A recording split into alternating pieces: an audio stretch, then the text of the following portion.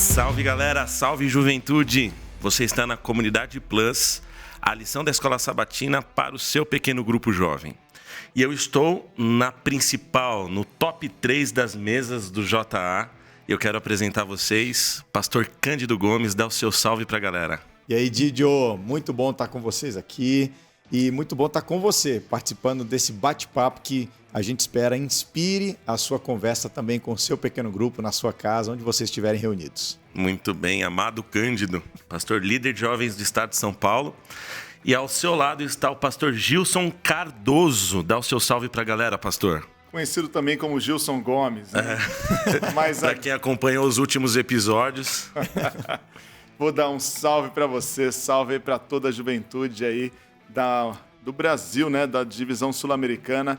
Claro, para a nossa galera ali da Paulista do Vale, por que não? Que Deus abençoe e vamos com tudo nessa comunidade Plus aqui. Muito bem. À frente do pastor Gilson, ao meu lado esquerdo, está Pedro. Se apresente, mesmo. Pedro. Tudo bem, pastor Didio?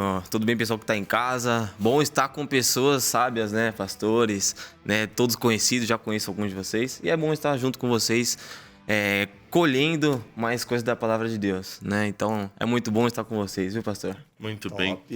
Pedro representa a juventude da PAC. A PAC. Muito bem. A PAC aqui. Você está no episódio 3. Se você chegou agora, você pode acompanhar os últimos 2 desse trimestre.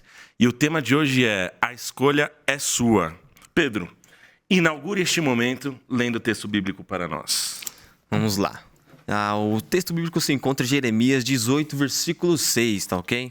Então vamos lá. Não poderei eu fazer de vós como fez este oleiro, ó casa de Israel? Diz o Senhor, eis que como o barro na mão do oleiro, assim sois vós na minha mão, ó casa de Israel. A gente vai estudar essa semana um tema muito interessante. Semana passada a gente falou também sobre consequências e agora a gente pensa sobre a liberdade que o ser humano tem para fazer escolhas, o livre-arbítrio com o qual Deus decidiu nos criar. É isso que possibilita a gente não apenas escolher, mas a gente adorar, a gente amar. É a nossa possibilidade de fazer decisões, de tomar decisões, né? Agora, se a gente tem essa liberdade para tomar decisões, a primeira pergunta que eu quero jogar aqui na roda para a gente conversar é por que a gente tem, parece naturalmente, tanta dificuldade em escolher a opção Jesus? Posso responder essa daí? Pode, por favor, Gilson. Eu, particularmente, quando eu olho para esta pergunta, essa dificuldade que o ser humano tem de escolher Jesus, eu venho aqui algumas indagações. E eu escrevi aqui 3 E's, tá? De novo? 3. Você está conquistando a gente, Não, cara. é para a gente pensar um pouquinho aqui. Né? Eu já vou anotar. Primeiro, vai lá. Quando você tem que escolher Jesus, é uma questão espiritual. As coisas espirituais não se dissolvem no mundo carnal. Não é natural do ser humano buscar a Deus. Não é natural do ser humano ir buscar fazer a vontade de Deus. Você antes ou está vindo agora? Não, é agora. É o E de Espírito Santo. Rapaz, vai lá. Então, é espiritual. Então, assim, não tem como você falar assim, ninguém acorda com vontade de ler Bíblia, ninguém acorda com vontade de fazer jejum, ninguém acorda com vontade de praticar a vontade de Deus. Natural nosso, depois da queda do homem no pecado, é a gente praticar as obras da carne. Então, esse é um primeiro ponto. Para seguir a Jesus é uma questão espiritual. O segundo conceito é o conceito da expectativa. O conceito das expectativas, eles são fundamentais para a gente avaliar esse conceito de seguir a Jesus ou não. Por quê? Vamos olhar o jovem rico. O jovem rico corre, o jovem rico se ajoelha diante de Jesus e ele chama Jesus de bom. Então ele corre, se ajoelha e chama Jesus de bom. E Jesus pergunta, você tem certeza que eu sou bom? Porque só tem um que é bom, que é Deus. Jesus não está dizendo que ele não é Deus. Ele está falando, você tem certeza que está me chamando de Deus? Que você crê em mim como Cristo? Naturalmente, o jovem rico, então, Jesus fala, vai, vende tudo que tens, dê aos pobres, depois vem e segue-me. E a palavra de Deus diz que o jovem rico sai frustrado, triste, depressivo. Qual o grande problema do jovem rico? Expectativas erradas. Muitas vezes nós procuramos Jesus com as expectativas erradas. E o terceiro ponto que eu coloquei aqui é o conceito do egoísmo. Quando a gente olha dentro da história da Bíblia, você olha aqui o próprio Judas, né? Ele seguiu a Jesus, ficou ali, mas nunca se entregou completamente o coração a Cristo e permitiu que Jesus moldasse ele por completo. Quando a gente vai em direção a Cristo, a Jesus, a gente tem que ter a convicção plena de que nova criatura nos tornaremos. E o egoísmo, ele faz com que a gente só olhe para um ser, que é nós mesmos. E a gente faz com que Jesus gire em torno das nossas necessidades, nossos desejos. Então, na verdade, a gente quer ser Deus. Então, quando a gente está perto de Jesus, Jesus ele olha para a gente, ele vê o melhor, mas também ele vê o pior da gente. E não tem como a gente permanecer a mesma pessoa. Então, é isso aí. É uma questão espiritual, é uma questão de expectativa e é uma questão de egoísmo. Poderia ser o último comentário. Né? Não. Cara, você solta essa na entrada. Na entrada. Como é que a gente fica agora? Não, muito bom. Eu fico pensando, sabe? Eu fico pensando assim, um líder de pequeno grupo, uma líder de pequeno grupo. Claro, jovens estão assistindo, mas é legal você pegar esses insights aqui, pastor Gilson, todos vão compartilhar. Porque, cara, você leva uma carta na manga do bem, né? Para você conduzir ali o diálogo, para você poder levar a juventude para uma reflexão prática. Olha, essas palavras, eu anotei aqui. Espiritual, uma questão espiritual, a questão da expectativa e a questão do egoísmo. Sensacional. Agora, pastor Didio, na sua opinião, a gente já falou, né? Por que é tão difícil escolher Jesus? E o Gilson colocou isso aqui. Agora, quando a gente escolhe Jesus, é difícil, dói ser moldado por Deus? O que você poderia nos dizer sobre isso?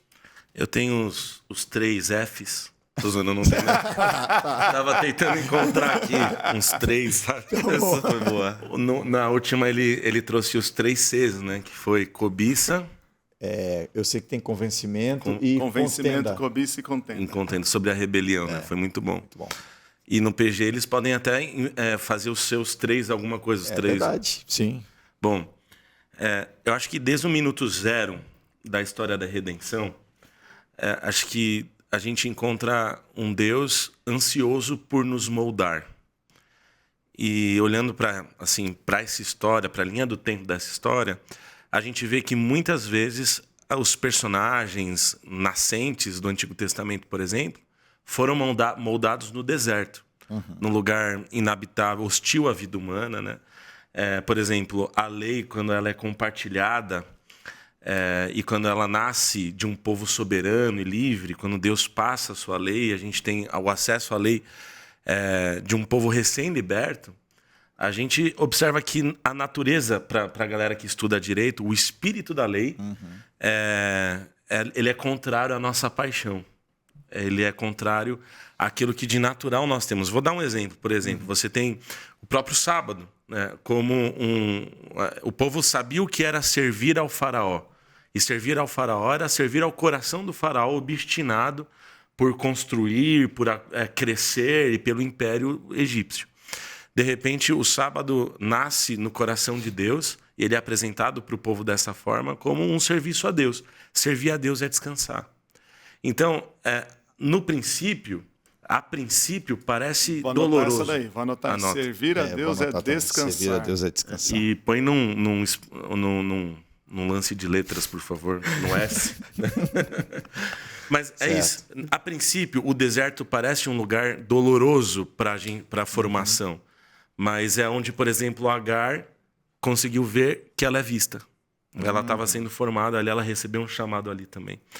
Então, você tem o sábado do servo, que a cada 7 anos o servo devia sair livre. Você tem o sábado da terra, a cada 7 anos a terra devia passar 1 ano descansando.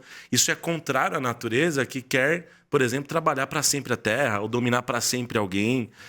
Você tinha o sábado do endividado, que era o cara que a cada 7 anos era proclamada a remissão do Senhor.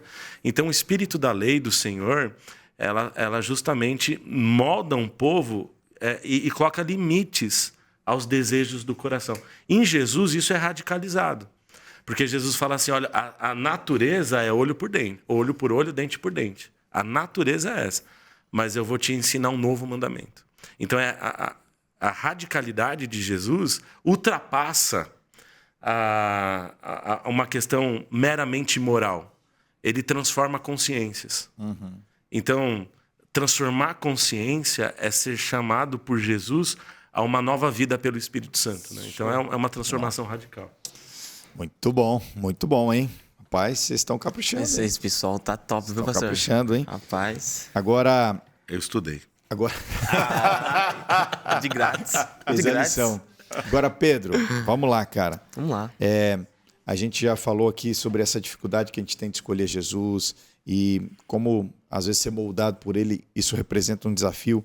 Agora, talvez um dos principais empecilhos que a gente pode ter nesse processo é a gente nutrir uma falsa sensação de que a gente é justo.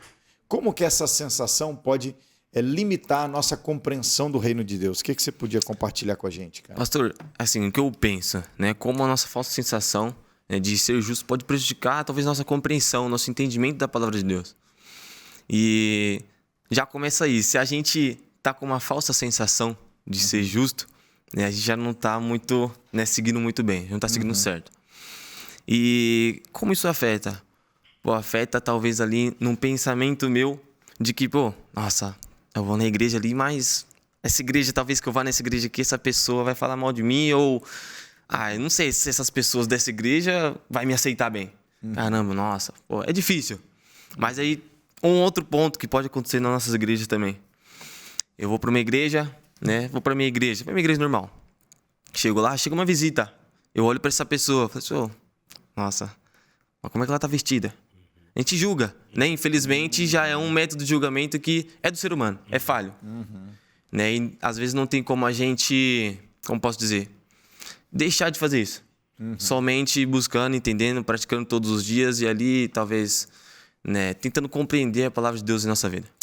E isso é complicado para nós, né? Mas como isso pode afetar no nosso dia a dia?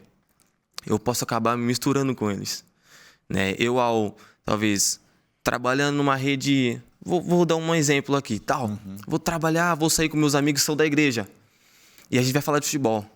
Caramba, vamos falar de futebol, tal. Você viu São Paulo desceu ganhando do Corinthians. Foi mal. Falando ganhando do Corinthians. Eu sou São Paulino. Ai, não. Todos. Benção. Não, eu sou outra coisa. Agnóstico. Mas assim, por que a gente não se reúne pra falar da lição? Você viu o que falou a lição na escola sabatina? Nossa, cara, que top. Mas não. Às vezes a gente tá junto. No ambiente é fácil a gente se juntar com as pessoas que têm o mesmo pensamento com a gente. E ali ter o mesmo pensamento, falar a mesma coisa. Mas quando a gente está fora do ambiente das pessoas que têm a mesma crença que a gente, o mesmo pensamento que a gente. Então é um contexto que dá para se conversar, né? Eu gostei muito do que você falou, Pedro, assim, essa compreensão de que eu sou justo. Então isso me leva a julgar o outro, isso me leva a não aceitar a opinião do outro, isso me leva a não me conectar espiritualmente com pessoas, né, através da minha conversa e tal. Gostei, muito bom mesmo. Galera, bate-papo podia ir longe aqui, né? Mas eu acho que já deu para a gente perceber a importância de a gente dar esses passos na direção de Deus, na direção do Evangelho e a gente ter uma visão adequada sobre nós mesmos. Né, pastor Didio? Muito bem, muito bem. Chegamos ao final desse episódio, vamos orar, feche os seus olhos e conversemos com Deus. Senhor Jesus, nós te agradecemos porque o Senhor está entre nós, porque o Senhor nos ajuda pela Tua palavra a termos uma visão menos distorcida de nós mesmos. E ao final de contas, Pai, te encontrar também é um encontro com a gente se lembra de quem a gente é. Nos ajude, ao nos lembrarmos, nos ajude a sermos moldados pelo Senhor, nos ajude a olharmos com os Teus olhos e termos a segurança de que estamos indo no caminho certo ao Teu lado. É isso que a gente pede. Em nome de Jesus, amém. Amém. Amém. Amém. Muito bem, a gente te espera no próximo episódio da Comunidade Plus.